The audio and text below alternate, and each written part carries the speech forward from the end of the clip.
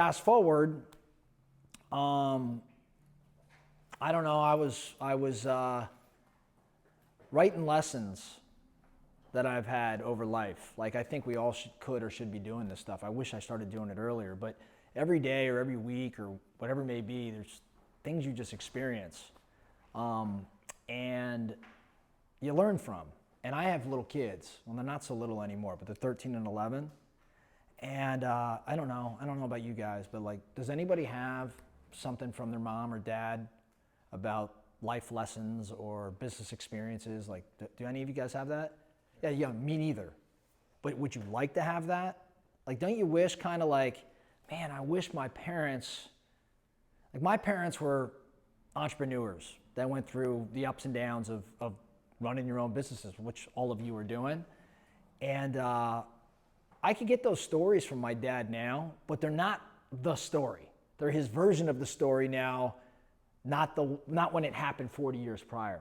So that aha for me was like, man, I should be doing this. Maybe my kids will look at it, maybe they won't. But even for my own well-being, like, what have I experienced? What did I learn? What would I do differently? And I wanted to start writing it. So I start writing this stuff like every day, and I'm like, man, this is not me, I don't write. I'm like, I'd be better speaking. So I started recording like a voice journal. And then one day after reading the Vols book, I'm like, shit, why don't I just publish this stuff? So that's how the podcast was not, like, I didn't wake up one day and say, I want to do a podcast. I instead said, I'm already recording this stuff. Why don't I just put it out? And if someone listens to it, great. And if they don't, great too. I still have a record of it. Now, it was a great idea until like episode 60. Because at episode, like, beyond that, it was like, okay, now I actually have to think around, like, these are no longer life lessons, or I'm out of content. And so it's been interesting because it forces you to write and think and come up with things. And the truth of the matter is, and for all of you, you're in conversations daily with clients or whatever, it is a source of content for me. Like, I have a lot of go-to because I'm teaching it, training it, speaking it. There's some work involved, but it's still, I'm not really sure what we're going to do with it long term. You're like 300 episodes. Well, I do one every day, every business day. So I don't know. We're just now I'm pretty committed to it. So how do we monetize it? What do we do with it? I don't know. We're figuring that one out. So it's been kind of a fun journey.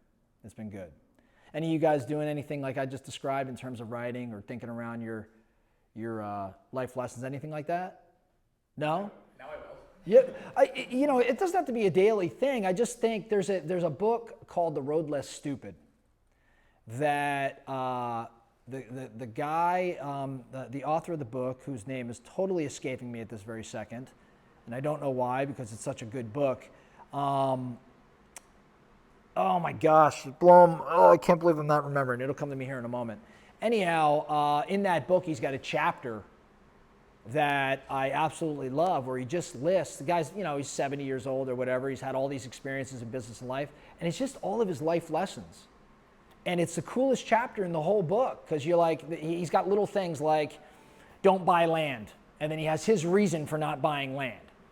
Land just accumulates, land's a liability. Anything that eats your money up while you're sleeping is a liability, land is that. Now, I don't necessarily hold that same thought on land, but it's just interesting. So he puts it all down. I'm like, man, that is a powerful chapter. We could be doing that same sort of thing. Keith Cunningham is his name. Got it. So anyhow, I wasn't planning on starting there, but since we mentioned podcast, and a couple of people have been asking me about it, you're 300 in, it's like, what are you going to do? I'm like, I don't know. But I never started recording it for everybody else. I recorded it for my kids.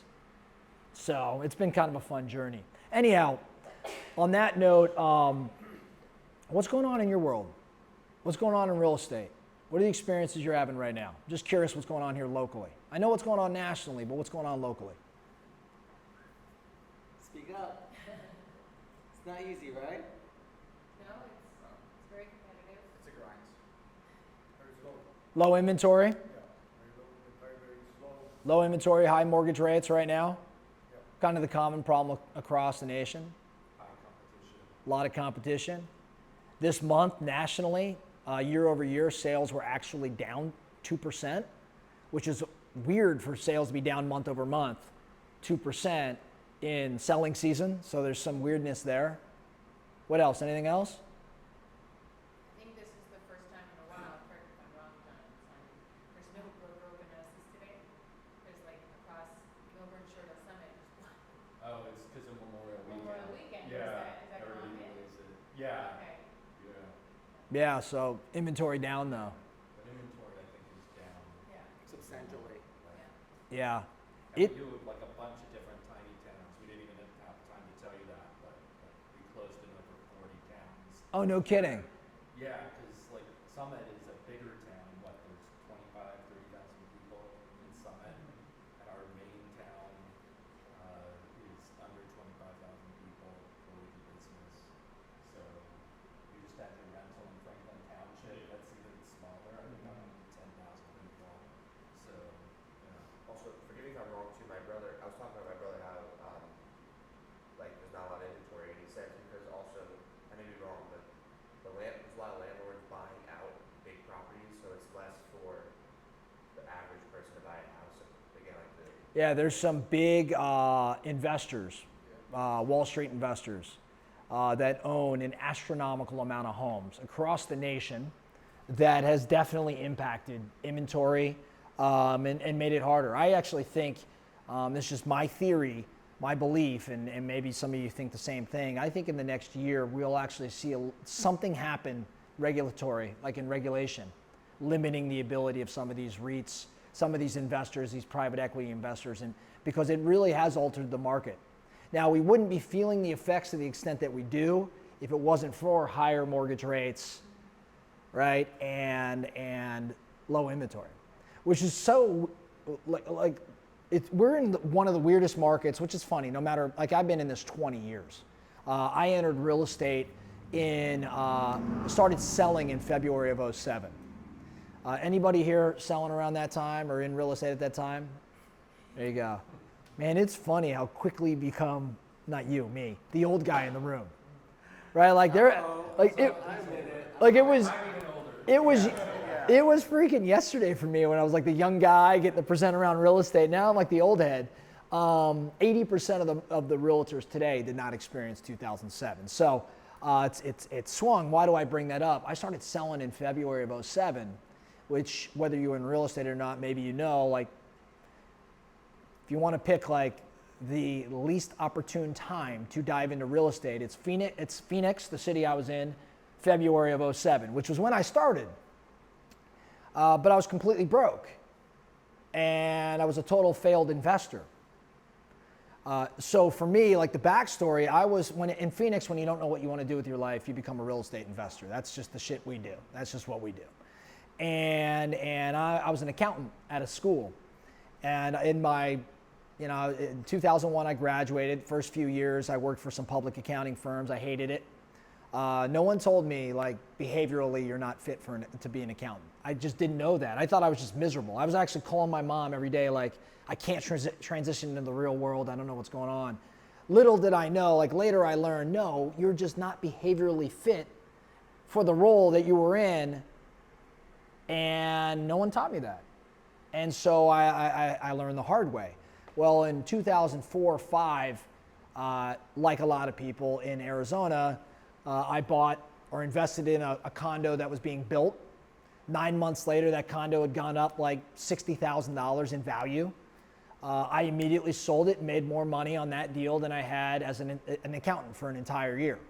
So I immediately said, that's it, I'm a real estate investor. And started buying houses and fixing them up and trying to read books and do these things. And truth of the matter is, I was terrible, just the market was so good. And it kept appreciating, so it was tough to make mistakes until one day it stopped appreciating. Now, it never happens like that. It doesn't just stop, but I was so naive and immature in business that I wasn't tracking anything. I wasn't monitoring anything. I was just riding this wave. And then this wave came to a screeching halt. And many of you have probably heard stories, but our market collapsed. And I went down with it. And it was a incredibly valuable lesson. It was my greatest failure to date.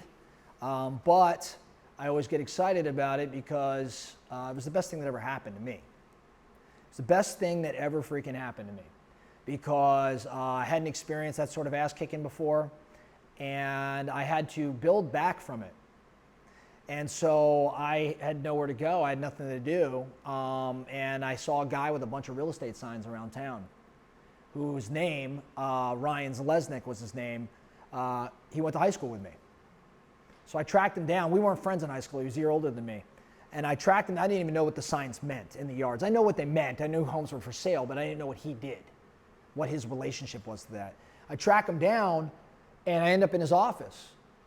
And he's like, hey, you know, what's going on? And I'm like, hey, here's what's going on in my life. And I've got these 9 properties all upside down that are either going to foreclosure or this thing called short sale, which I don't know if any of you have ever heard of a real estate short sale, but you're selling properties for less than what's actually owed on them. So I would buy a property, say, for $300K with a loan at $260 or $240. Well, the market depreciated so much that the home's now worth $220, but I owed $240 on it. And so I was saying to the bank, like, hey, I've got this property. I can't keep paying for it. You guys could have it back. And they're like, we don't want it back. And I'm like, well, I have an offer for less than what's owed on it. And they're like, what do you want us to do with that? I said, I want you to, oh man, it's pouring out there. I want you to accept this and, I don't know, let me out of it. They're like, no. And I'm like, well, I guess you could have the property back. And like 24 hours later, they sent me up First Horizon, First Tennessee. It was the bank, not around anymore for lots of reasons. Sent me a letter willing to accept less. And I sold that property and learned that that thing was called a short sale. So I started Googling short sales, or actually I don't even know if it was Google at the time. Now I'm really dating myself. Started Yahooing short sales. And you find all these things about short selling stock. Well, I find this one guy, I don't remember where he was out of, he wrote a book on the real estate short sale. And I called him, man, this guy was geeked up that I called him. Like I was the first person to ever see his book. And he talks to me all about the real estate short sale. And man, it's funny, it's bringing up all these memories. I haven't talked about this in a long time.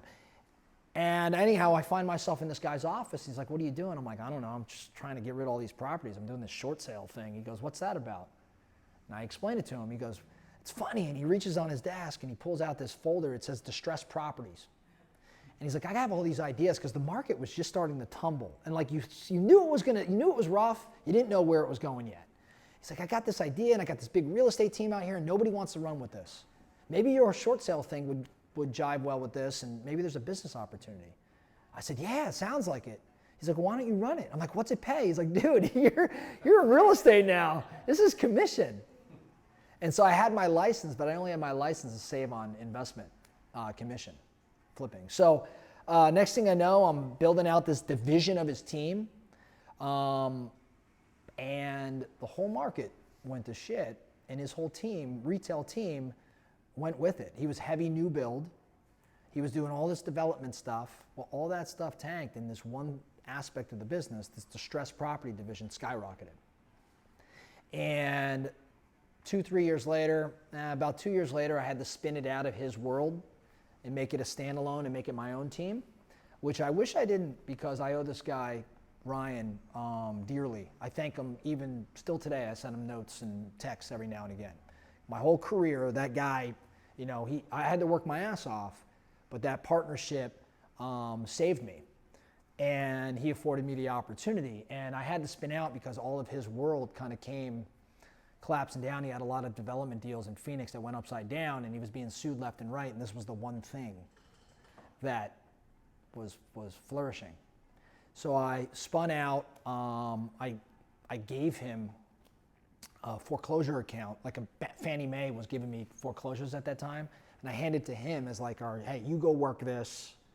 I don't want anything to do with it anymore. That was like our way to part, and he ran with that and made a couple bucks there, but he couldn't get out of that hole because he was being sued. Anyhow, I look up after 3-4 years, and we're the #1 producing short sale team focused on short sale and foreclosure, and we were doing more short sales than anybody else in the country. It's nuts. And locally doing a lot of sales, but then third part, like negotiating for other realtors around the nation. And I look back at that time, and am so glad that I screwed all that up. Like, I'm so glad that I failed miserably. And it was really, when I look back, like, I'd love to tell you all I was so strategic and had so many great, it was none of that. I was so naive, I didn't know any different. Like, in other words, I didn't know what a good market even looked like. I had a couple years as an investor, but I didn't know what selling in a good market looked like. So to me, when things got tough, again, I'd love to say, oh, I pivoted and I didn't do any of that. I just went to work. And in hindsight, when I look back, what was the difference between what I had created and maybe what others had experienced? I was bummed out when I got my butt kicked, but it lasted like 24 hours. And then I was like, well, I guess I'll just start calling people. Whereas all those that experienced had some success or had been in real estate for a little while, a lot of people stuck their head in the sand and just crossed their fingers and said, things will turn around, things will turn around, things will turn around. Well, in Phoenix, it took 6 years to turn around before the market became normal again. 6 years. So what did I learn? Man, he or she that dusts themselves off fastest has the greatest shot at victory. That was a really, like, I know we read about that stuff, we hear about that stuff. I lived it. And again, I didn't know any different. Today, I would do the same because I learned from that experience and I wrote it down, of course, right? But man, I see a lot of the same stuff kind of going on right now today. In that I see a lot of realtors that know things are different, but are crossing their fingers and hoping it gets better. And that they'll just, if I just, pray hard enough, things will shake out. And I don't know if that's a great strategy. I don't know if it's a great way to go through this stuff. I think about, Tony Robbins shares this, but I'm sure it came from others. I don't think it's a novel idea, but I like the way he describes it. And he talks about kind of this cycle that all civilizations go through and a lot of businesses go through. And he talks around how in great times, like great economic times, or just great times in general, tend to start creating some weaker people. And weaker people, it is really coming down. I'm sorry, man. I didn't see this coming today. I mean, shit, I wore the wrong shoes for this. It'll be done quickly this way. This is raining too hard. Yeah, this looks like a monsoon. I'm in Arizona. This looks like one of our monsoons right there. It's like normal summer thunder showers. Yeah. I mean, it's awesome. This is cool, but in my head, I did not see this happening today. Sorry, I don't mean to be distracted. But great times start to create weaker people, and weaker people actually create some bad times. And bad times create strong people, and strong people create great times. And you see this kind of crazy cycle play out all over the place. And a good example of this, and I've yet to figure out how to talk around this without offending somebody, so forgive me. You'll see what I mean here in a moment. In the 1920s, 1930s specifically, one of the hardest times, if not the hardest time this country's ever experienced economically. We had a market crash in 29, the Great Depression, and then shortly after the Great Depression, we get into World War. That generation, which was why they're called the greatest generation, that generation experienced turmoil and strife to a level most of us will never know. Like if you've ever met somebody that was born or raised during the 30s, which unfortunately where we're at today, like there's not a lot of them left, but if you have a grandparent or someone born during that time, they're badasses. They really are. Again, unfortunately, we're getting away from that, but there's lots of things we could watch or see to understand like that was a generation that experienced so much turmoil. But that turmoil and that distress, those challenges created arguably one of the greatest generations of leadership we ever saw. Like that generation created the JFKs and the MLKs. And you could point to this leadership during that time It created some great people. And those great people created the 50s. The 50s were arguably the greatest economic time that we've seen. Now, relatively speaking. Why? Because in the 50s, it's when you ended up with home ownership rates skyrocketing, husband, wife, 2 kids, a dog, and 2 cars, 1 late model, 1 new. You know, family structure. The middle America prospered, the middle class prospered. One of the greatest economic times. Now, this is where I offend people. Those great times, though, many would say, maybe created a weaker people. 60s, Vietnam War, I'm not saying hippies were necessarily weak, but just culture, like a counterculture was created. And that generation was a little bit different than generations past. That generation was who was driving the not necessarily great, late 70s, early 80s, recession, a lot of turmoil. And you see that cycle play out. 90s came around and things started changing again economically. Where am I going with this? In real estate, in 07, Oh boy. It's a tough time. Yeah. Hey, Megan. Megan, I feel bad for you. Well, I look at 05, amazing times. Created weaker people. Weaker people created 07, 8, 9, 10, 11. Lehman collapsed. All these things happened. But from those really freaking tough times, you created a generation in our real estate game that produced, the 2010s into 2020s, which was one of the greatest runs we've ever seen. And I would argue that post-COVID, when we had that insane run in every market, when deals were falling out of the sky, that great market made for a lot of geniuses. In other words, the market was a lot more responsible for the success than our genius business tactics. And I think that we got we were resting on that. And it created, again, weaker times, or weaker people. And those weaker people created, dare I say, some more challenging times right now. But the challenging times do what? Create strong people. So where am I going with this whole tangent I'm on? I look right now and I'm like, yeah, this is freaking awesome. This is awesome. I know it doesn't feel like it, maybe, the inventory down and mortgage rates up and tougher to do deals. Yeah, and he or she that survives actually ends up thriving. Like, we need this shakeup. Like, we need this chaos not for the greater good. I'm talking about for this room. We need this. And he or she that makes it to the other side wins. History, again, tells us that. Right? So he or she that survived 07 went on an amazing run. And here we are. I mean, literally, it was a 15-year run that was unprecedented. We used to run around and say the market cycles every 8 to 10 years. And then you looked up and you're at like year 15, you're like, what in the world? Oh, it must be AI. Or it must be this, or it must be that. We need the shakeup. Now, does that make it easier?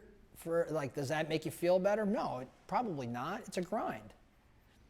But he or she that makes it through will end up winning. We just have to get there.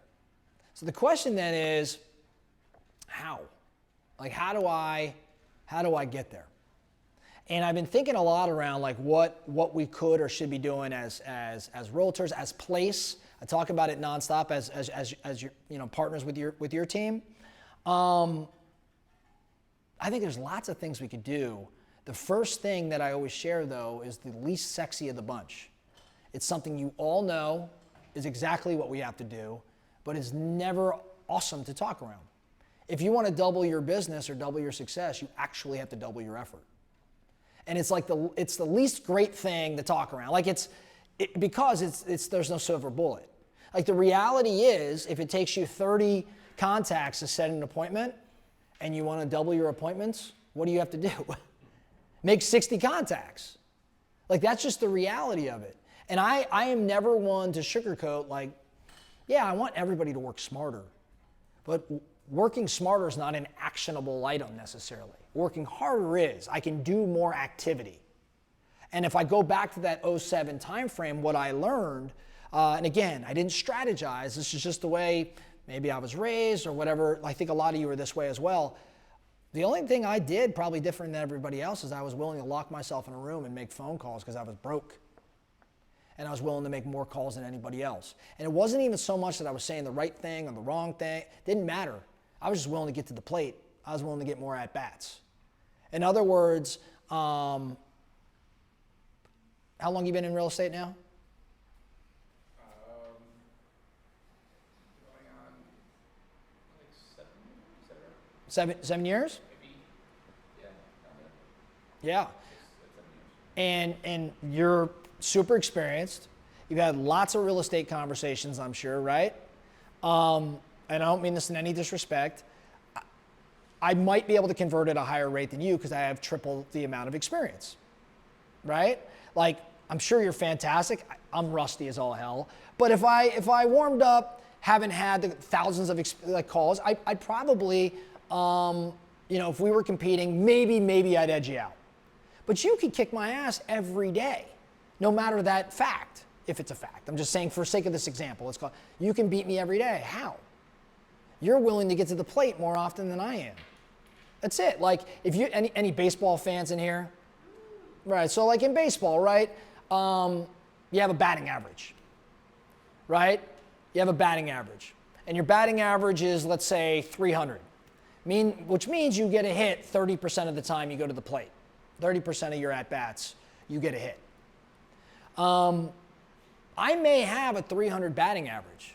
You may have a 200 batting average, which means 20% of the time. So I'm a better hitter, at least statistically, than you are. But if he goes to the plate more times, he gets more hits than me. And I'm not going to the plate very often these days in my world and in my role. So you could mop the floor with me, even though your batting average, your conversion rate is less than mine. How do you do it? More effort, more at-bats. Now, I share that again. It's like, hey, what kind of advice is that? I think it's something we all actually inherently know, but it's the hardest of the bunch to do. Now, what other things do I think we can be doing? In no exact order. I think we can all do a better job of what I would call no longer being secret agents. Name tag agents is what I want you to become. Now, does that mean I want you to wear the name tag? Anybody here wear a name tag? Right. I never did it. You younger guys are like, dude, people wore name tags in real estate. Yeah. When I got into the real estate game, like a lot of people wore, Brian Realtor name tags. People still in certain parts of the country do it today. I was just in, where was I in Arkansas? Bentonville, where Walmart's headquartered. And we have a new partner out of Bentonville. They're the #1 team in Arkansas. They're Lindbergh is their last name. They're in metrics, actually. And amazing team. First time I've stood up in front of a team, 30 or so agents, they all had name tags on. I'm like, oh my God, this is a blast from the past. What am I saying though? I don't want you all wearing name tags. If you want to, go ahead. But the name tag does what? It lets everybody know when you go into the market or you go to the, I don't know why I was about to say dog groomer. I was thinking about picking up my dog at like playtime. Or you go to the kid's school or whatever. It lets everybody know what you do. You don't have to run around and say, hey, I'm Brian, I'm in real estate. Who do you know that wants to buy or sell real estate? The name tag does the work for you. I understand we're not going to wear name tags. So what is it that you could bring into your world that stops you from continuing to be a secret agent? I think that we as agents, we think we put it out there enough. But I bet you everybody in this room that's been in real estate for a minute has had somebody that they know, that knows them, that you believe you have a good relationship with, that bought real estate or sold real estate with somebody else in the game. If you haven't had that experience, you're going to have it. And by the way, you're going to have it more than once. It is one of the worst feelings in business, in sales. When somebody that you're like, dude, we hang out every other week together. How did you go buy a house with somebody else? And then he turns and says to you, oh man, I thought you were just the short sale foreclosure guy. That's my fault. Why did that happen to me? That's a real story. I mean, a specific example was John Harvey is the guy's name. I played football with him for a decade, high school and college, and he knew I was in real estate. He knew I dealt with properties all day long, and he bought a house with somebody else. And I said, John, what are you doing? He's like, man, I thought you just did that short sale thing. I thought you just did that foreclosure thing. And I was like, what? How do you, I posted on Facebook that I don't do that. And he's like, man, I don't look at your Facebook posts, you know, like I said, and I remember leaving that conversation mad at John. But who should I have been mad at? Mad at myself. I was mad at myself for two reasons. Number one, it's not his job to know what I do. It's my job to make sure he knows what I do. Number two, I looked at what he bought, and he overpaid for it. And that's my fault. Because why? He worked with an agent who didn't care about him, who cared about selling him a house. And he ended up getting the deal done because he wanted to get the deal done. Well, John overpaid. I would have steered him either away from that property because it, steered him, not in the legal sense. I would have steered him in that the math didn't make sense, or I would have helped him negotiate a deal that was more favorable. And so now I had to deal with the fact that John bought a $500,000 house and he paid $70,000 more than he should. That's on me. That's not on anybody else. So I looked at that and said, that's on me. So all of us, right? Like, does everybody in your world know what it is you do? And no matter what you give me, I'm going to tell you the answer is no. Because I've surveyed this stuff. I've tested it. Now the question, or the better question is, what do you do to make sure they know? And I don't have the exact answer for you. It's all specific to your world and what you do.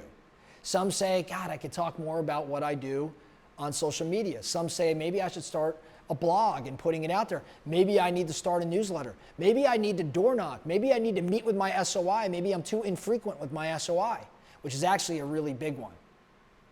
You know, your SOI, your sphere of influence, those that already know you, trust you, like you, and want to do business with you, if you fail to interact with that group roughly every 17 to 21 days, they actually forget about you and what you do. And that's what I did with John. That's what I did with my buddy John. He's no longer my friend. Nah, he's my friend. I'm kidding. But that was, my point is, I didn't remind him of what I do every 3 weeks. Now, when I say remind him, I don't mean like I've got to show up at John's doorstep and say, John, you know I'm in real estate, who do you know? Then call him 3 weeks later, John, you know I'm in real estate, who do you know? That would be ridiculous. He would not be friends with me anymore. But if I'm consistently interacting with him, when I send him an email, John, what are you doing this weekend? Hope all is well, how's the family? And then he sees my email signature. John knows I'm in real estate. When he sees my domain of my website or my email, he knows I'm in real estate. Cool, that's one touch. Next, 21 days later, I see John goes to Disneyland with his family on Facebook. I send him a message on Facebook. John, looks like you and the kids had the wife and the kids had a great time at Disneyland. What was the best thing about it? Now, I'm not talking to him about real estate, but if John sees my message and he lands on my profile, he's going to know I'm in real estate. It's impossible to escape it. See what I'm saying? And if I run into John at an Arizona Cardinals game, which they stink now, so I probably won't run into them there because nobody wants to go to their games. But when they get better again, and I'm wearing a Place t-shirt on my real estate t-shirt, and John sees me, do I need to mention real estate to him? No, he sees it. So I'm constantly planting the seed. Now, that last touch was not as purposeful, but I would have chalked it up as there's an interaction every 21 days. So maybe we need to be more consistent. That's maybe our greatest opportunity. So work a little harder. Stop being a secret agent.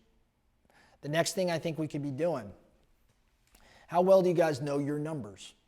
and when I say know your numbers, the default, I'm going to answer for you, is oftentimes to tell me how many people you're closing, like how many deals you have closed. Maybe you tell me how many pendings or escrows you have. It's usually when I say, like, tell me about your numbers. That's the answer I get, and that's not a bad answer.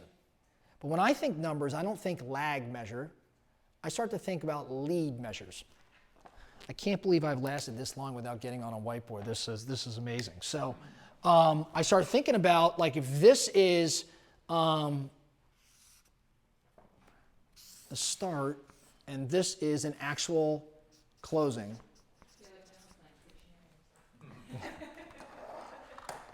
So if we walk through this,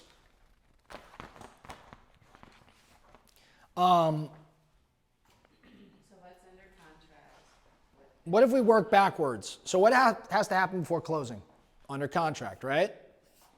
What has to happen before under contract? Attorney review. What is that? Okay, That well, we have separate. attorney review, we're in this. Attorney review. Yeah.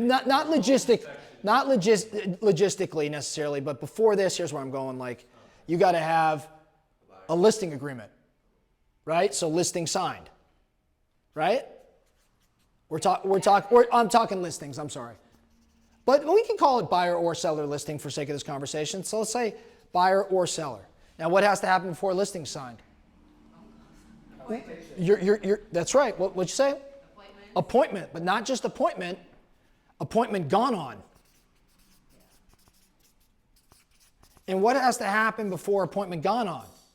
Appointment set. And what has to happen before appointment set?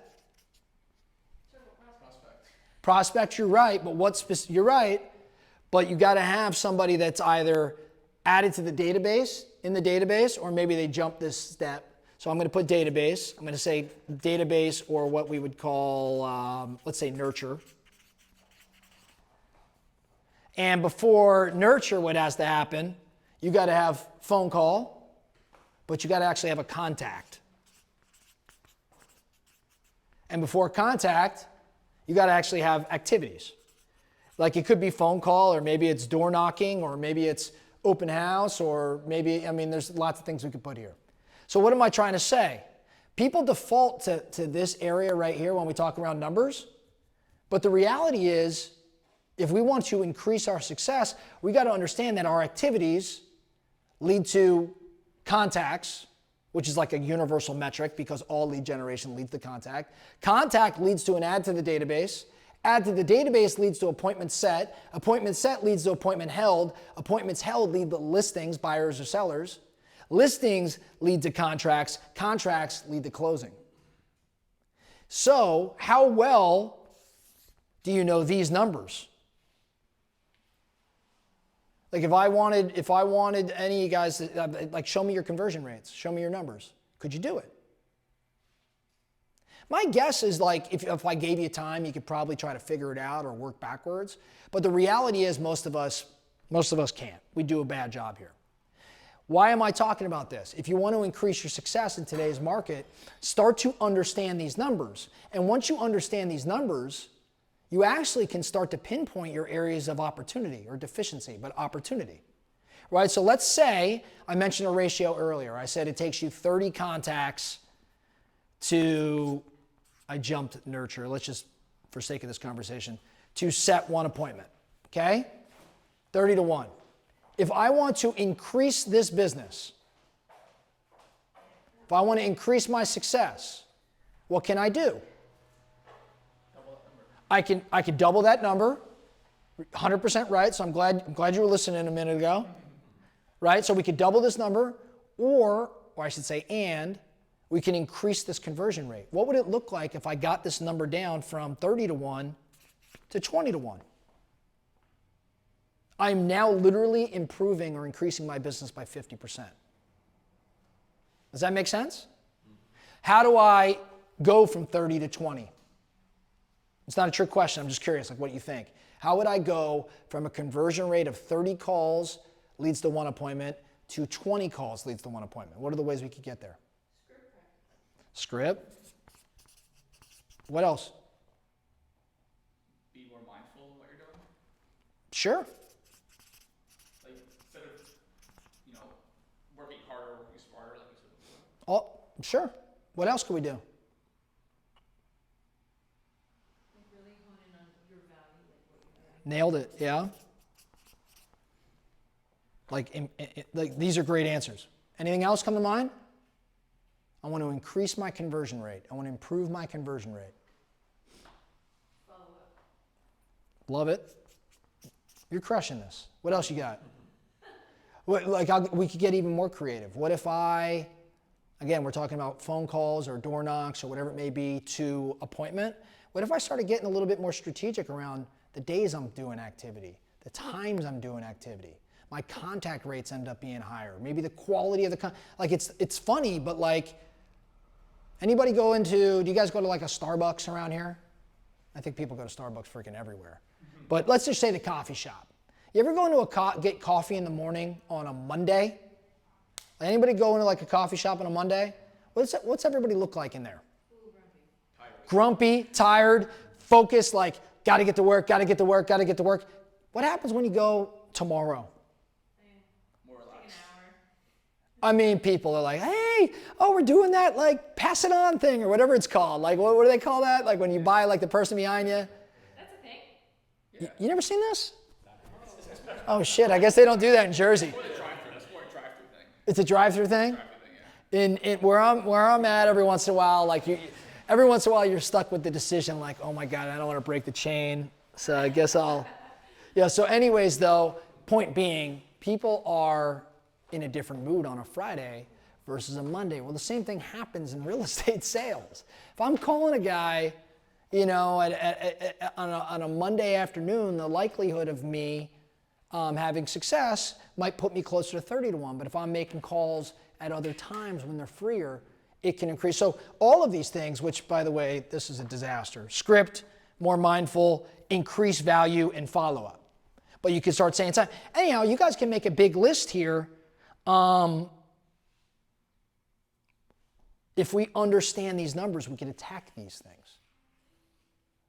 We can attack these things. You know, the number one reason I find that agents do not set the quantity of appointments that they desire, number one reason.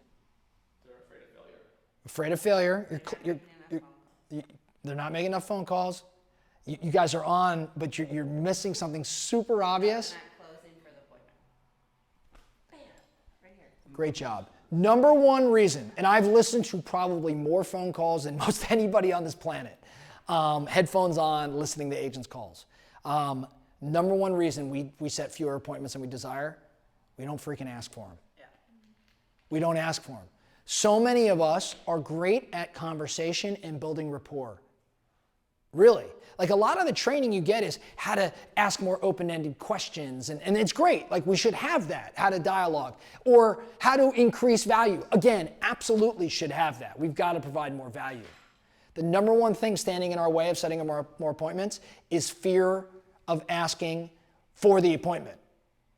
Or if it's not fear, it's just like forgetfulness. Like you forget the mission you're on. I would challenge you, it's going to feel super awkward. I would challenge all of you, though, as you get on the phone or wherever it may be in person. It's going to sound weird, but I would challenge you to stop building rapport and go right for the jugular. Yeah. Just try it out. Like when you make a few phone calls a day and, you know, your normal mindset is, you know, hey, Simon, what's going on? It's Brian. Hey, checking in. How you doing? How's the family? What do you got planned for Memorial Weekend? Da-da-da-da-da. Hey, remember we were talking about the property. What's your thoughts? I want you to scrap all that and just try out. Hey, Simon, what's going on? It's Brian. Yeah? Hey, I'd like to meet with you next Wednesday at noon, or is Thursday at 9 a.m. better for you? Brian, what do you want to meet about? Oh, we've been talking real estate. It's time for you and I to get face-to-face. What's the worst thing that could happen? Say no. He says no, and then you go right back to your rapport building and asking him what he's doing on the weekend. I'm not saying it's going to be effective. One of you guys is bound to text me and say you just screwed up my lead. But my point here is the number one reason we don't set more appointments is because we don't ask. And we don't ask because, you know, if you track these numbers and you'd see opportunity, like 30 to 1 is actually a good ratio for like most teams. I was meeting with the team last week that makes like 15,000 calls as a team a month. Like it's insane. And their rate was 38 to 1. And I ran the math out. Her name's Apple. She runs a team in Southern California. Great team. And Apple, we started running the math out. I'm like, Apple, what if you can get it from 38 to 30? Same call quantity. Like, it's another like 60 closings for this team. Like, the numbers were just insane because she increased her conversion rate by, what would that be, about 30%? Like, that is huge. So the only reason she could do that, though, is because she knows her numbers. Now, how about contact to appointment set? I'm sorry, appointment set to appointment gone on. Right? Like, do you know your ratio between, or your conversion rate of the appointments you set to the appointments you go on? Now, most people will say to me, well, Brian, most of the appointments I set I go on. And I say, prove it. And most can't prove it, but it feels like I'm going on most of my appointments. But if you set 10 appointments and you go on, say, 6, what would the world look like if you went on 7? If you set, let's say you set 10 appointments a month and you go on 6 of those. That would be 72 appointments on the year. If you went on one more, that's what, 84 appointments a year. So you went from 72 to 84. And you know that your appointment close rate is 50%. So that math I just gave you would mean that you did 6 more deals by going on one more appointment. So my question is, like, if you know appointment set to appointment gone on, let's say it's 6 out of every 10 and you want to go on 7 out of every 10 and you know there's an opportunity there. How would you change that? What would you do to improve your conversion rate from appointment set to actual appointment gone on? Just 6 to 7. What could we do? Well, we're already asking for the appointment, but now we're supposed to go on the appointment. So I set an appointment with you, and 4 days later we're supposed to have it, and you cancel or something like that. Now I want to increase the odds of this appointment happening in this particular example. After I cancel or before? Before you cancel. Like, what should I be doing, or what could I be doing from the time I set the appointment until the time I'm going to go on the appointment? So, you know, we can just, if maybe we have a property agreed on, maybe we don't, but if we don't have a property agreed on, keep sending them properties. So keeping them engaged. Sending them in, yeah. Keeping them engaged is, this is, You can call them, but just be like, great, so just tell them straight away, like, I'm gonna be texting you up till then, and, I'm gonna give you any intel, any insider thing, I'm gonna go to the broker open and tell you how it looks, yada, yada. I love that, right? So you're providing value between the time you set the appointment and your time you gone on. So you keep them, or they keep you top of mind as a result. What else comes to mind? Similar to what Megan was saying, set expectations. Yeah. So you're like, you're framing like, hey, we're going to meet on Friday. Today happens to be Tuesday. So tomorrow you're going to get X. Thursday you're going to get Y. Friday and then show up there and wonder if they're there. What's that? Say it again. You're not gonna just show up on the appointment on Friday without contacting them for 4 days. You need to stay in contact. You'd be surprised though, or maybe you wouldn't be surprised how often that sort of thing happens. Right? So again, we're not here to solve all of this, but if you can increase your conversion rate of appointment set to appointment gone on by 1 appointment a month, you pick up 6 more deals a year in this ratio. Now again, I'm not going to keep doing this, but like if we set appointments now, we go on these appointments and we're only listing 50% of the properties that we go on. How could we increase it to 60% or 70%? Now, why can I do all this? How can I have this conversation? Because I now know all of these numbers. So the original message was, if you want to increase your odds of success, start tracking all of your lead measures that lead to the lag result. Lead measures, lag measures. We track all of our lag because that's our paycheck. But lead is what's going to tell you the path, the conversion rates. And then you hone in on those areas of opportunity. The team's training calendar becomes built around some of these things. And I know, and even with respect to our partnership, the certifications that place is having, the various panels and educational things that we do. I mean, there's just things galore where you're like, I need to get better at XYZ, and you go right into our place, you pull it up. It's just fascinating how many things we have at our disposal, but we don't take advantage of it. Make sense? So increased effort, stop being such a secret agent, increase your conversion. And the very last thing that is top of mind for me is I think that if we want to survive in order to thrive in this market, one opportunity for all of us is to figure out something that we can be known for in this business. Now, I referenced Naval Ravikant earlier, and I mentioned content is the way of the future. The other message that he puts out there is that specific knowledge. Being a specialist in something, being best in class in something, is almost guarantees success in the future. Now, what do I mean when I'm talking about that as it pertains to real estate? When I look back at my whole short sale story, again, wish I could tell you I was so strategic and that's why I did it. I was just broke and had no choice. But what led to that success? The success came from the fact that I had mastered a segment of the market. I had mastered something going on.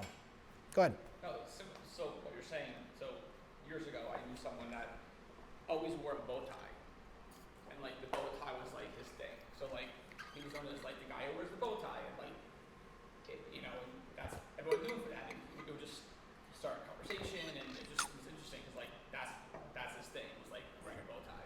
You know, and he became known for the bow tie, which is a little bit different than specific knowledge, but again, he stood out.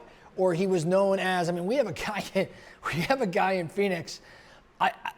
It's the hokiest thing ever, but I swear this guy does, he's the tattooed realtor. The dude is tattooed. And whole body, face, everything. It blows, head shape, it blows me away. And he's on billboards. And he crushes it. Now, I can't imagine working with him, but and I don't think that would fly here. I frankly didn't think it would fly anywhere, but he stands out. Now, please do not post anywhere that Brian Gubernick says I need to get tatted head to toe, because I did not say that. But to your point, the bow tie. My thing was short sale. When the short sale market went away, and I realized that specialist mentality played favorably for me, I had to pivot. So what did I pivot to? I pivoted to expireds. And again, I'm just giving you an example. I'm not saying this is even an opportunity for us today, but I pivoted to expireds. What do I mean? Well, not only did our team focus and train around this niche, our scripting changed too, to where I would call and say, hi, you know, Mrs. Seller, this is Brian. I know your property just came off the market. I also know at least a dozen agents are going to call you today, maybe more. Here's the situation though. While other agents are calling you, those agents likely specialize in, say, luxury or a specific area of town or first-time home buyers, which is great. My team specializes, the only thing we focus on and what we train and teach around and build programs around are helping sellers sell their homes when they didn't sell the first time around. That's what we do. So again, everybody else is going to share with you that they're the person for the job, and they probably do a variety of different things great. The thing my team does is help people sell their home when it didn't sell the first time around on the market. That's why we have to meet. So that would be my example. I would ask you, what can you be known for? What can you specialize in? For some, maybe it's specific neighborhood. You are the mayor of this town or the mayor of this neighborhood. You are the keeper of all the news. You know all the events. You know all the sales. You know what's going on with the school. And you are that person. Now, by the way, I'm not saying neglect all of your other opportunities in real estate. By no means am I saying that. I'm just simply saying, for the agents that I know that thrive, if I ask them, what are you a master of? What are you known for? Most of them have some really good answers, right? So is it expireds? Is it market knowledge, or being a neighborhood specialist? Are you like the open house guru? Like, are you known as the guy that runs or the girl that runs the greatest open houses that has? I know it's going to sound silly, but you're the one with the cookies that are the greatest cookies known to man. Like, it sounds hokey. But what are you known for? And if you're not known for anything, the likelihood of you having success decreases. Now, you could point to plenty of generalists that's had massive success. And if I interviewed that individual, I'm probably going to find something unique about them that's separating them from the bunch. Does that make sense? So I do think, again, if you think about your effort, I think about if the world knows what it is that you do. I think about if you know your numbers. And lastly, I think if you become a master of something, your likelihood of getting through these what we perceive to be bad times and becoming one of those great people that's responsible for the great times increases dramatically. Does that make sense? Any thought? What's going through your heads? Sorry, I get all fired up around this stuff. You can see my voice started getting louder. There's probably a vein right here that starts, I know. I get all into it. And I know I've probably gone over here, so, okay.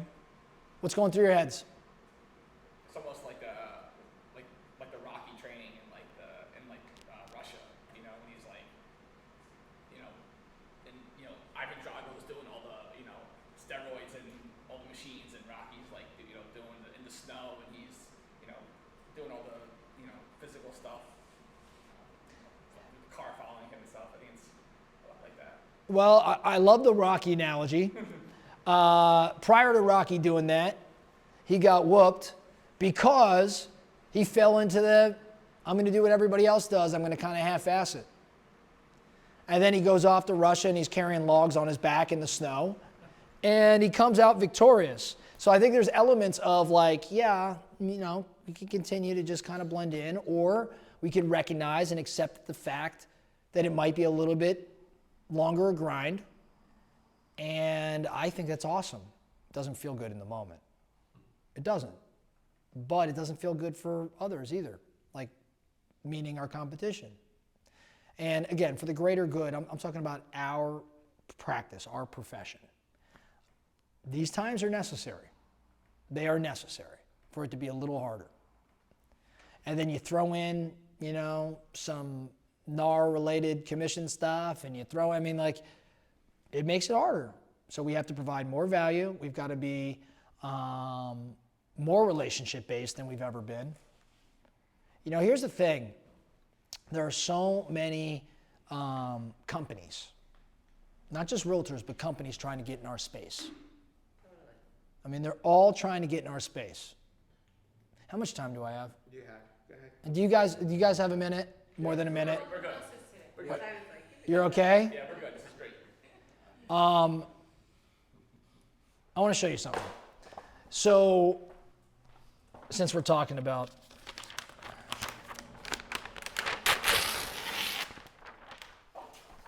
it's something I've been thinking around way too much, but I think it relates to us in place. So let's talk about, this is going to be a funny one for some of the young crew in here. I call this, I promise you this will tie out and make sense. Just give me a minute. I'm going to call this the circle of innovation, okay?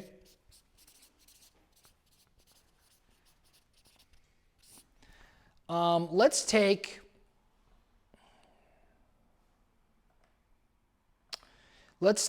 the television/entertainment world, right? Or movies, okay? If I go all the way back in time, there's a company called Blockbuster. You guys remember Blockbuster? You guys ever go to a Blockbuster? How old are you? 19? Jesus, these guys were done before Blockbuster. You weren't even, I think Blockbuster was done before you. You've never been to Blockbuster. 19. So before Blockbuster was Palmer Video. What was it? Palmer Video. Palmer Video. No, we didn't. But there was probably so there was Blockbuster. Anybody want to tell the young guys what Blockbuster is? You know what it is? It was the best experience. So I used to be big into video games. The best thing to do on a Friday night was to go to the Blockbuster section, look at all the video games. This is before like. You know, How old are you? I'm 45. I just turned 40. So I used to go on a Friday night with my friends,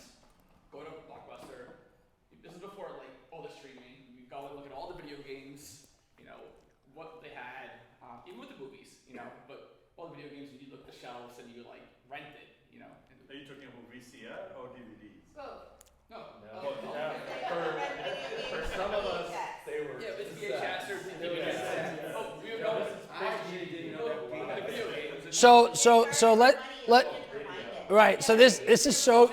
I love you guys are doing. You're all reminiscing now. They had these so And you go to Taco Bell. VHS tapes. You have to rewind it afterwards. Yeah. So before you bring the video back, you have to rewind it. Austin's like- So we had these car Yes, the car rewinders. one. You Yeah. put the VHS tape in the Separate rewinder, machine just to rewind it. close the lid, and it would rewind the video. That was it. So Blockbuster, right? So you have Blockbuster. People like we laugh now, but all kidding aside, Blockbuster was pretty damn innovative. Like again, I know you guys are like, come on, old folk, but everything organized by SKU. They knew when you took it out. They knew how long it was out. They knew when you returned it. They had all sorts of copies of things that you wanted. It was pretty new stuff for the most part. They have every video known to man. Then they introduced video games. Then they introduced literally video game consoles. So if you didn't have the game, you got the console. If you didn't have the console, they gave you one. You'd go up to the register and they had popcorn there and they had candy there. So who did Blockbuster actually disrupt? The movie theaters. So Blockbuster actually, like all kidding aside, you had traditional movie theaters. Blockbuster comes and they take the movie theater experience and allow you to do it at home. Blockbuster even introduced the Laserdisc player and the Laserdisc. Now that didn't pick up. My family was the only one that had it. That's from like the 80s. No, Laserdisc were a little later. The big, like they look like record. No, it was like, They're huge. That's yeah, it was. like 80s, 90s. No, well, yeah, I'm talking 90s here. Oh yeah, I'm talking 90s. Point being, Blockbuster was actually, all kidding aside, pretty darn innovative. Then disruption happens. What was that disruption? Oh no, even before, like LimeWire, like things that you could download, right? The internet. What else? Netflix was before the internet, for those of us who live. Really? Oh, yeah. And Netflix was a disc. This is before you could download it. So here's what I think the disruption is. Here's what I think the disruption is. It's not those. I think it's Redbox. Redbox. So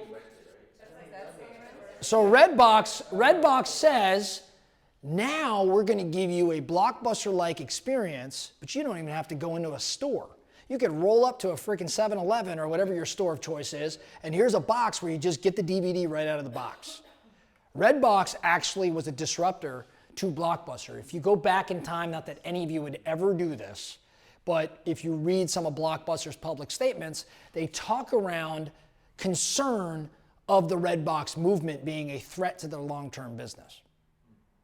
So disruption happens. When disruption happens in business, in industry, companies observe disruption, and money pours in. Okay? Money pours in. Now who starts to show up? You said them. Netflix shows up. LimeWire, like things online start showing up. Now Netflix is a funny one. That's supposed to be a money sign. Sorry, it's kind of. I realize I wrote that sideways. Money shows up. Netflix is funny, right? Because we all know of it as streaming, but Netflix didn't start there. Netflix started as a mail order DVD. One or two at a time. Yeah, so they'd mail. Now, all at the same time, mind you, Blockbuster's still in the game. They're not out of it. As a matter of fact, what most people don't know is that Blockbuster started something called Blockbuster On Demand, which was a streaming service. And then a guy named Carl Icahn came in, who's an activist investor. Maybe some of you have heard his name before, you're familiar with him. Carl came in and said, this is all BS. I'm going to put my own CEO in. Puts his own CEO in, because that's what he did. He took over companies. He put a new CEO in. That CEO says this on-demand stuff is nonsense. We're brick and mortar, and took them back to brick and mortar. So it's kind of crazy, but Blockbuster was in the fight. And obviously we know how that panned out. Netflix shows up, right? And Netflix, which was, Redbox was a disruptor, Netflix is mailing. But then, as money pours in, Netflix evolves its model from mail order to streaming. What does Netflix do? It buys the rights to a fledgling little station. You know what Stars? I just gave it away. Stars is the station I was about to ask you. Stars, the station Stars, has content. Netflix gets its rights and starts streaming there. Money pours in. Now, who else shows up? Now we can start rattling off everybody else. Okay? So when money pours in, chaos ensues. Chaos here would mean all of the streaming services. Who do you have right now? There's Netflix, Hulu, Disney Plus, Like every cable channel. Amazon. Like, that is pure chaos. I actually, am surprised by the amount of streaming services and the fact that we haven't declared a victor yet.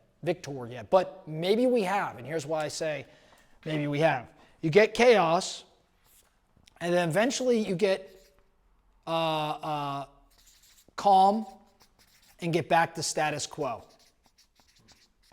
But it's a new status. It's a new status quo. What do I mean by calm? I actually think we might be at a state of calm with respect to the streaming. We'll see how this shakes out. Because chaos is all of the service providers that came in. But here's why I think we're at calm. And if I ask this in a room of more people, I think I'd get a better sample. So I don't know where this is going to go. But who has Netflix in this room right now? Okay, so look around. You don't have Netflix. Oh, you do. So we have 100% of us have Netflix. Okay, now keep your hands up real quick. If Netflix raises its price by $9.99 in the next month, put your hand down if you get rid of it. I might not get rid of Netflix, I might get rid of another. Okay, no, that's a good answer. So everybody but one hand stayed up. Now, mind you, you can put your hands down now. Netflix has raised its prices. And we didn't even really know. Like, that's how, committed we are to Netflix right now. So I would actually contend that we are in some degree of calm. Now, I thought Disney was going to come in and disrupt it all. I really did. Because Disney has what? Money and more content than anybody else. And it did come in, but it's not been a success. But so you can argue it might have more content, but Is it the right content? Right, it's the same two brands. I think you might actually be surprised by the amount of content they have beyond what it is we would think that we know they have. In other words, they have a lot more adult stuff than we even. Point being, they have, Disney owns ESPN. Like, they have. I will say, so when Disney buys companies, they change the company. So whether it's buying ESPN or they're doing more things kid-friendly, or they're buying Marvel or whatever it is, I think when they take over companies, they change the company. So. Well, whatever the case, I thought Disney would make a bigger dent than it has. Point is, we all have Netflix right now, and 98% of us would keep Netflix if they raise the price. And I would bet most of us don't even know they've raised the prices multiple times on us. So I think we might be at status quo. Now, let's talk, what other industry could we say this applies in? We can go to, let's talk about travel. Let's talk about travel. Okay, this is a fun one.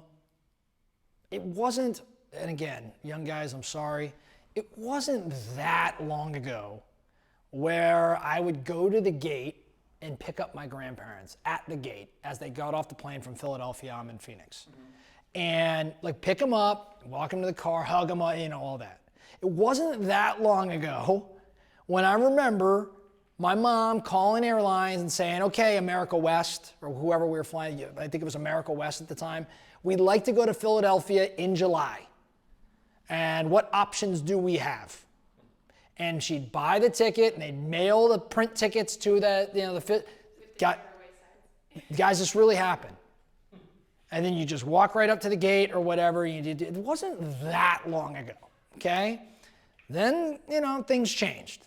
9/11 obviously happened, which certainly changed the security aspect of it, but technology evolved. So you've got kind of the status quo, what we had experienced. What was the big disruption? What do you think the big disruption in travel? I think it's 2. COVID? COVID would be a disruption for sure, but before all that, Online sales. what specifically? Expedia. That's exactly right. Yeah, Expedia. it's Expedia. It's Expedia. So Microsoft has this company within Microsoft, didn't even have a name yet, it was a division. And that company is compiling travel data. And an individual over there says, hey, I think there's something more that we can do with this data than simply passing it all along to the airlines. I think we could leverage it to actually be the middleman. And I think we ought to spin this out and try something with it. That company becomes Expedia. Okay? So Expedia is a disruption. Money pours in. Chaos ensues. Now, when I say chaos, who starts to show up? Hotwire, Orbitz. Kayak, yes, but recognize that Kayak, and I don't remember Orbitz, but Kayak is an aggregator of all of the other services. You have Priceline, right? Like Travelocity. Chaos ensues. Now, are we at a state of calm? I think so. You think we are? I actually would say, who do you use for travel when you're going somewhere? What do you do? So, book online. But with who? Google Flights now? Usually Google or yeah. Oh, okay, well, all right, don't give me like it's the obvious. What do you use? I'm nitpicky about it, so I'll use like 3. I'll do Expedia, Google, and then go directly to the airline afterwards. What do you use? I shop around to see the one that You shop around. Is there one that you prefer? Is there one you start with? Travelocity. Travelocity. Who do you use? I use United and then double check it on Expedia. So you go directly to United, double check it on Expedia. What- United, you go right to United? Wait, what is all that? Expedia kayaks, that place to book flights or book vacations? Well, how do you book vacations and flights? He does it. My parents do United. All right, so you use your parents. You use your parents too? Kayak. What do you, Simon? I just go United. United. So actually, United, which has never been an answer anytime I've asked this. We're so close to I get it. I totally get it. But so it's who are you using? United. You're using United. I use Expedia for hotels.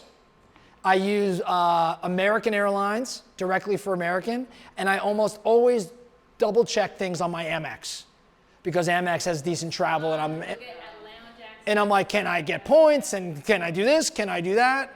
And then when it comes to hotel, I almost always double check on Marriott because I use Bonvoy.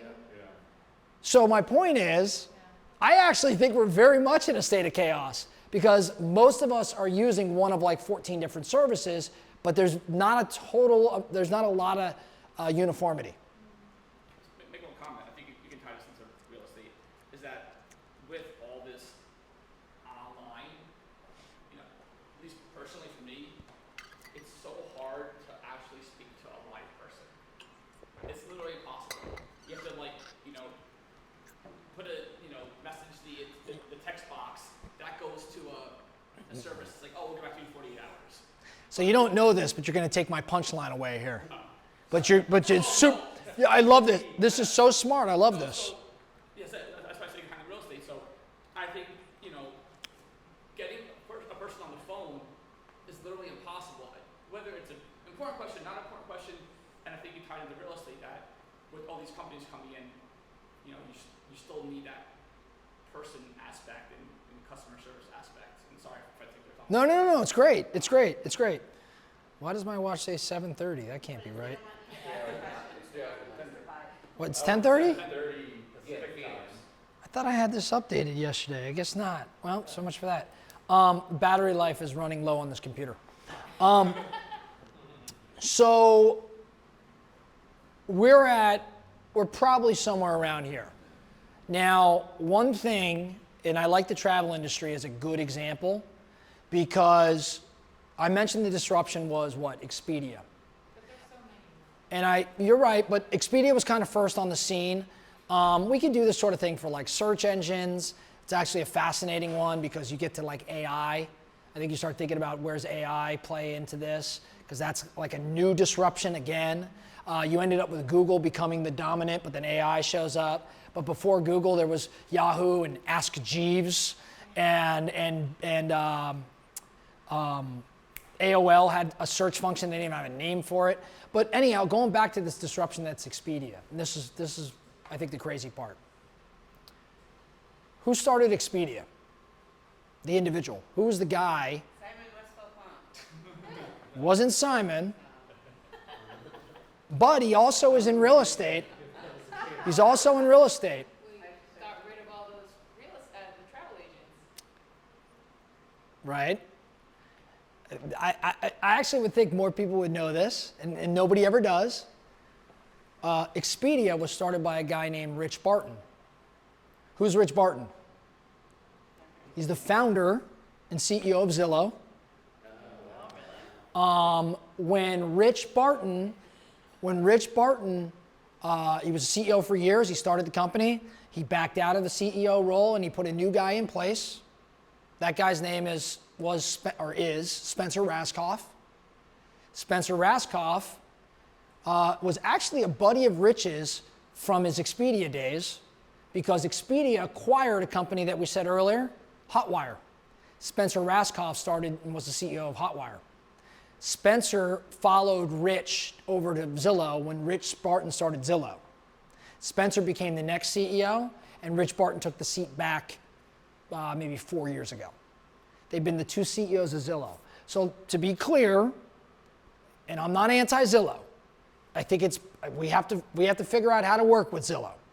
But just so we're all on the same page, the company that disrupted the travel industry and put travel agents out of business was developed or created by the two individuals that then went and built Zillow, who's supposedly in partnership with the industry, yet became known for putting the travel agent out of business. Again, I'm not mad at Rich or Spencer. They're entrepreneurs. They see an opportunity. They went after it. But you see what happened. Now, there actually is a resurgence of travel agents right now, which is actually really interesting to see. Why has there been a resurgence in travel agents? Has anybody used a travel agent in a while? I know you haven't, my man, but one day. That's right. And why on the luxury side? Like what? Because they can tell you where to go, they can tell you. Which is personalized service. Experience and personalized service. So it's kind of been interesting to see that resurgence, where I started using, like with my family, a travel agent that just, I don't have the time to try to develop this plan that I want to run. I just don't have the capacity for it. So now I could hire somebody that I don't even know how she gets paid. I know she takes a rip off of everything we do. And as long as it's not too much for me, I'm great with it. So my point is that Zillow, who we have to play alongside with. So let's go real quick to real estate, okay? Real estate's chugging along, disruption happens. What's that disruption? It's really Zillow. It's online search. Online search.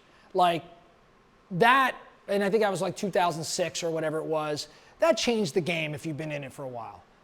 People had to go through us for everything, and we had MLS, yes, so we're not that, like I was not around for the books. Were you around for the MLS books? You were, congratulations. How many years do you have? 20, so you're a little bit ahead of me, because I've been selling for 17.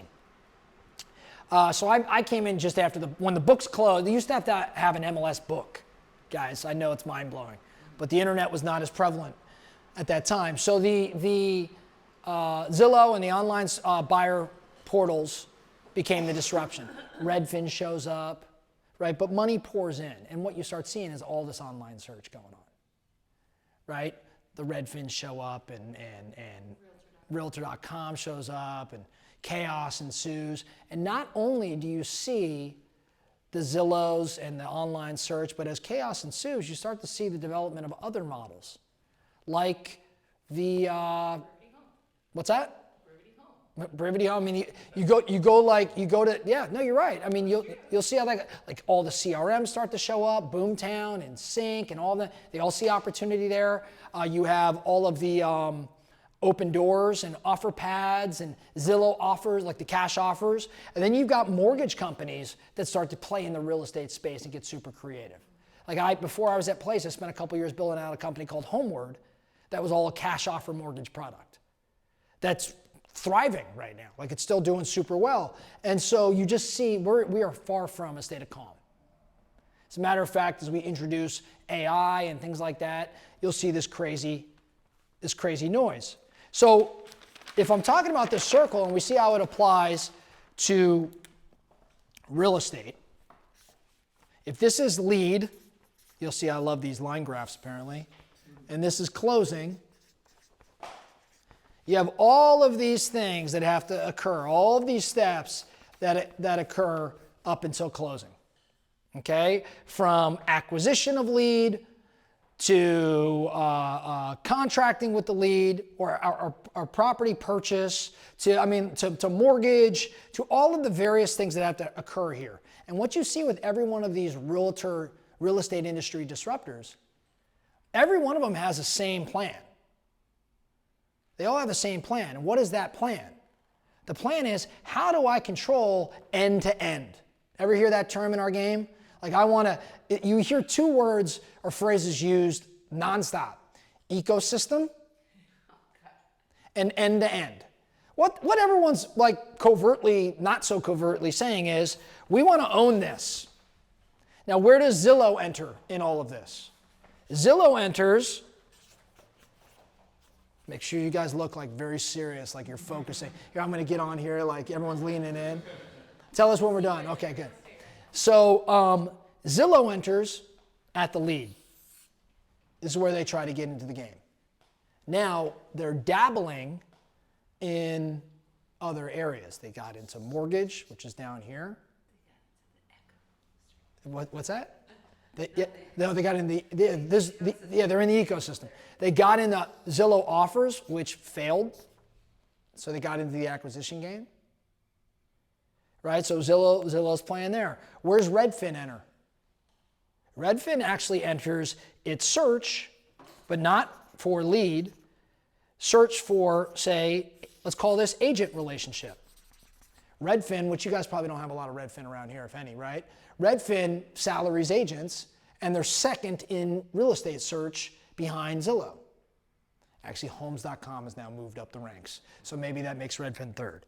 But Redfin is a salary base. Now they're starting to pay splits to agents, but they're a pretty prominent real estate brokerage across the nation, right? Where does Sotheby's and KW and Coldwell and EXP, where do they all enter the game?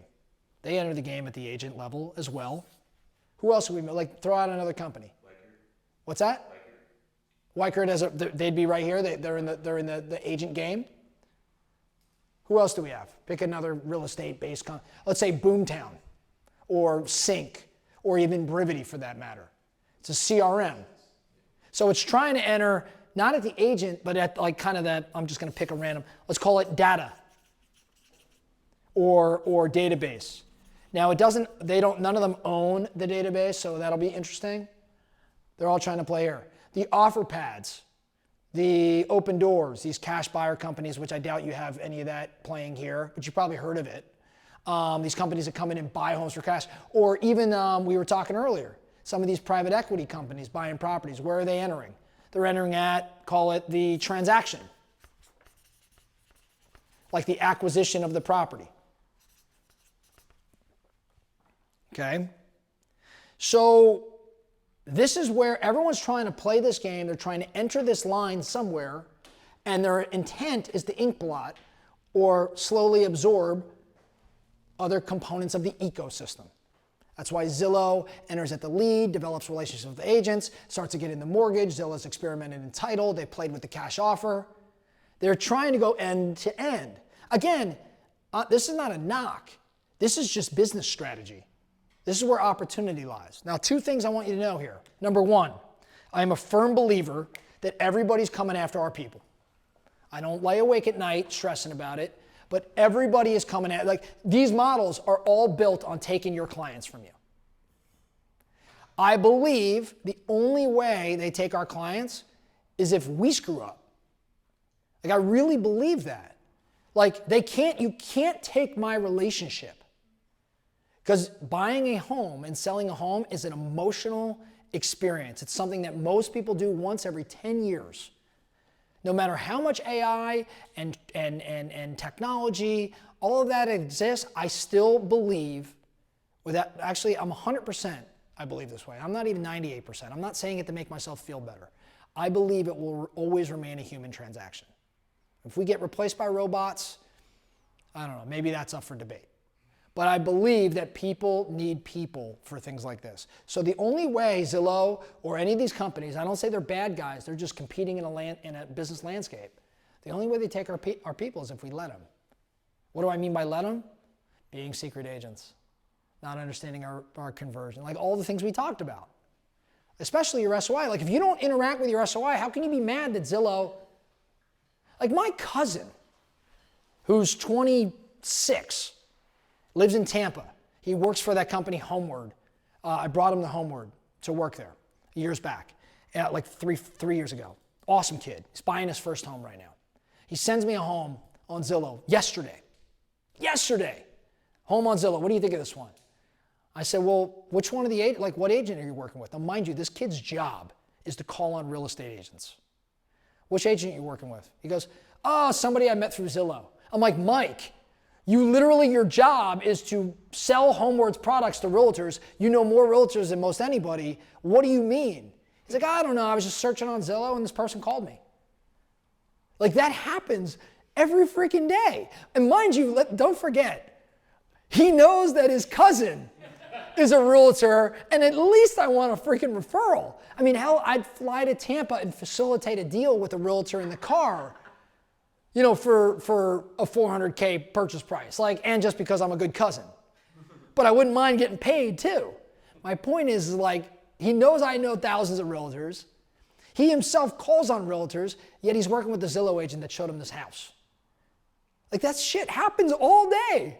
Now again, me being a secret agent, I didn't know he was really looking to buy. Like I'm not, I don't treat him as though he's in my database, but if I was treating him, I should have known what his intent was. Follow me? So as long as we don't lose the relationship, we win. I fear though that a lot of our peers are not going to do what they need to do with the relationships, and we're going to be fighting an uphill battle. Yeah, I was going to ask, especially for starting real estate agents, do you think it's hard to build relationship with clients, especially with so many people trying to hop on the market and also disruption? Do I think it's hard? Forget about real estate. I think it's hard just in general to go out and build a professional relationship with an SOI that's never perceived you in that way. However, that being said, people just continue to say over and over again, and we all probably feel this way, I want to work with somebody that knows me, that I trust, that I like. So I think it's hard in the fact that it takes work, but I don't think it's hard in that the door is open, right? So if you show up competent, professional, knowledgeable, and with value to those that already want to work with you, it's not hard.